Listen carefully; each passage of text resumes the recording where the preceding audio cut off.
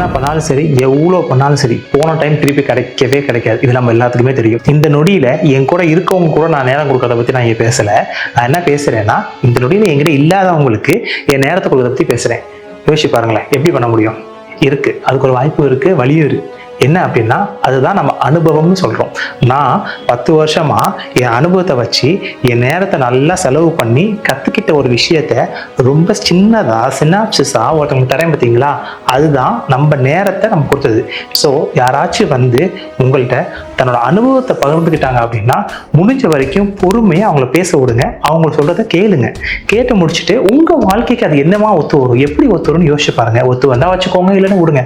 ஆனா அதை விட்டுட்டு சொல்ல வரப்ப அந்த இடத்த காலி பண்றதோ, சொல்ல வரப்ப அவங்கள பூமர்னு சொல்றதுனால நீங்க அவங்க நேரத்தை வாங்கறதுக்கு மிஸ் பண்றீங்கிறத மட்டும் மறந்துடாதீங்க. மேலும் ஒரு சுவாசம் தமிழ் மித்திரம் எந்திரிங்க.